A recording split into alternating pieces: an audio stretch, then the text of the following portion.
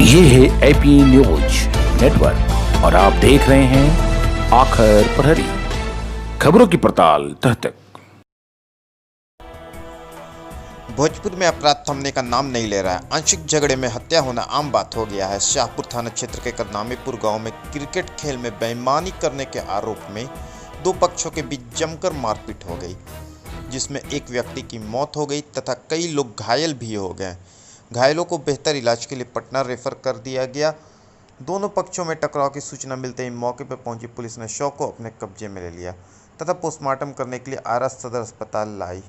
घायल लोगों से मिलने के लिए भाजपा के कद्दावर नेता मुक्तेश्वर ओझा उर्फ भुवर ओझा पीएमसीएच पहुंचे तथा घायलों से मामले के विषय में अवगत हुए। इस बाबत हमारे पटना ब्यूरो चीफ सुरेश मिश्रा ने बीजेपी के बक्सर चुनाव प्रभारी मुक्तेश्वर ओझा से बातचीत की। अभी हम साथ हैं भोजपुर के कद्दावर नेता श्री मुक्तेश्वर ओझा जी, जो लोग इन्हें भुवर ओझा के नाम से भी जानते हैं। वर्तमान में भुवर जी बिहार प्रदेश कार्य समिति के सदस्य हैं, साथ ही बक्सर विधानसभा के प्रभारी भी हैं। क्या वजह है सर आप आज पटना मेडिकल कॉलेज हॉस्पिटल आए, इसी कोई खास वजह? कल शाहपुर विधानसभा के लालू डेरा पंचायत के रमकरही गांव में कल एक गोलीकांड हुआ है, जिसमें एक व्यक्ति की मृत्यु हो गई है और एक व्यक्ति विजय कुमार यादव को गोली लगी है पैर में, जो जख्मी हालत में पीएमसीएच के आरएस वार्ड में भर्ती हैं। जब मुझे पता चला और उनके परिजनों ने मुझे फ़ोन किया तो मैं यहाँ पर आया हूँ और इसकी जल्द से जल्द ऑपरेशन कराने के लिए deputy superintendent doctor Rajesh Kumar ji और जिसके यूनिट में डॉक्टर ए के मानव जी के यूनिट में ये भर्ती हैं, उनसे भी बात किया गया। आग्रह किए हैं कि जल्द से जल्द इनका ऑपरेशन हो जाए और मुझे आशा है कि बहुत जल्द इनका ऑपरेशन भी होगा। सर स्थानीय विधायक जो वहाँ के हैं, उन्होंने इस पे कोई कदम उठाया?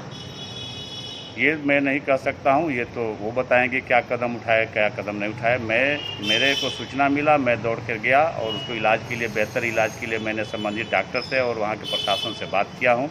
और भी ज़रूरत होगा तो मैं जा कर के मरीज को जल्द स्वस्थ होने के लिए, इलाज के लिए जो भी होगा मैं अपने स्तर से मदद करूँगा। सर आप बात करें शासन की, वर्तमान में भाजपा और जदयू की सरकार है, लोग कहते हैं सुशासन की सरकार है, फिर प्रशासन क्या कर रही थी जब ये गोलीकांड लगातार बढ़ा जा रहा है, अपराध आए दिन?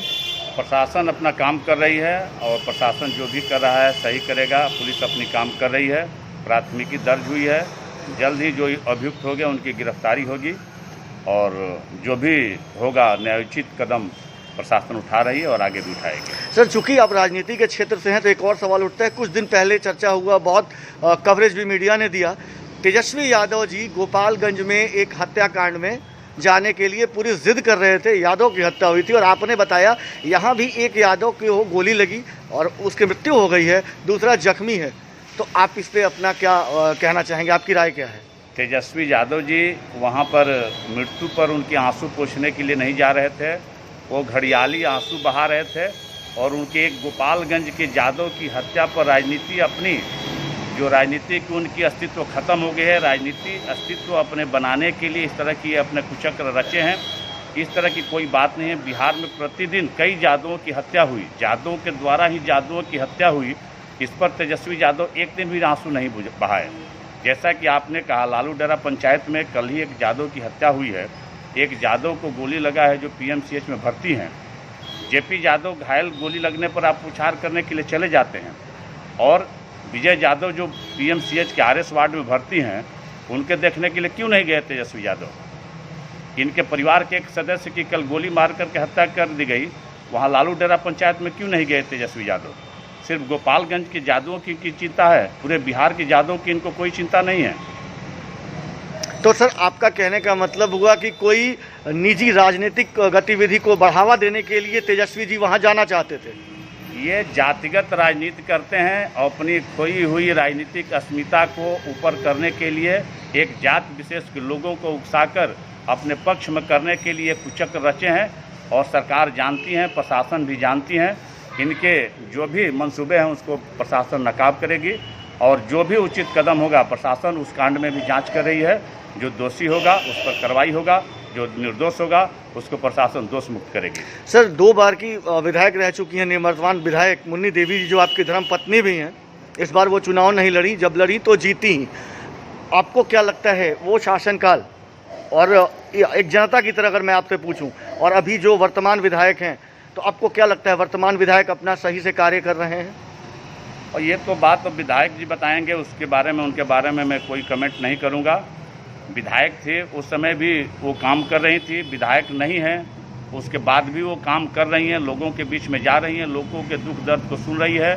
उनका पूरा परिवार लगा हुआ है। शाहपुर की किसी भी घटना दुर्घटना पर हम लोग तुरंत संज्ञान लेते हैं, वहाँ पर जाते हैं और अपनी जनता के सुख दुख में हमेशा हम लोग साथ रहे हैं, आगे भी रहेंगे, यही हम लोगों की अपेक्षा है। सर, कोरोना संकट चल रहा है, वैश्विक महामारी है, तो एक संदेश कोई आप देना चाहते हो तो कृपया दें।